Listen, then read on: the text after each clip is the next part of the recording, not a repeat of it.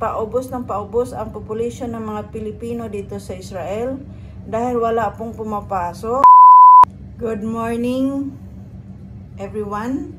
For today's video ay magmamanicure tayo ng ating alaga at pag-usapan na rin natin yung sitwasyon namin ng mga Pinoy caregivers here in Israel. Alam nyo ba na ang Israel ay nag-stop hiring na sila ng mga caregivers mula sa Pilipinas at ang kinukuha na nila ay ibang lahi. Ibang lahi na yung kinukuha nila. Lalo ngayon sa itong panahon na ito, ang una nilang kinukuha ay mga Indian national.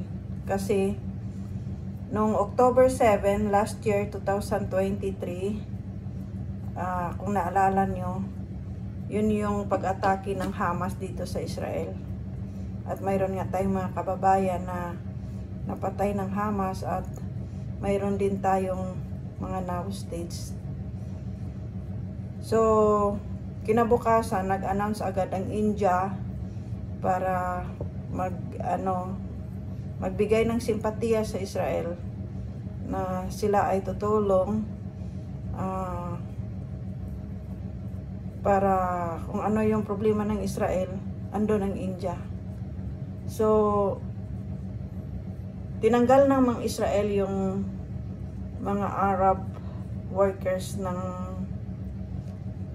agriculture, sasakahan, at dahil yung mga yung mga Arab workers ay mga Palestino na walang permit.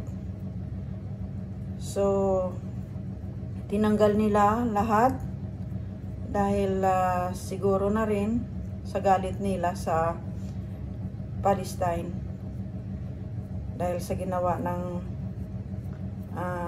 mga Hamas sa kanila no October 7. At hanggang ngayon hindi pa nga nila ibinalik yung mga hostages. Mayroon pang natitirang 120. So kaming mga Pilipino dito sa Israel ay paubos kami ng paubos. Paubos ng paubos ang population ng mga Pilipino dito sa Israel dahil wala pong pumapasok at ang mga Pinoy dito is palabas. Halimbawa, ang mga Pilipino dito ay wala naman talaga kaming forever.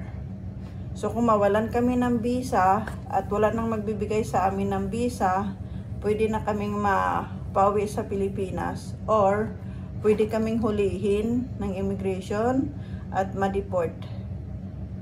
So wala na pong papasok ng mga Pinoy dito sa Israel. Ganon, nakakalungkot. Madami pa naman sanang gustong pumunta dito sa Israel dahil dito kompleto po yung benefits. Bayad yung pag-holiday sa Pilipinas, holidays din sa amin.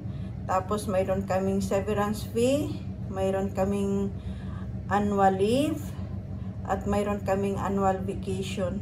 So yun lang po, tuloy ko na yung pag-manicure ng aking alaga. Update ko lang po kayo kung ano yung sitwasyon namin ng mga OFW dito sa Israel. Salamat sa mga nanonood. Bye-bye. Your cutics is nice or not? Nice.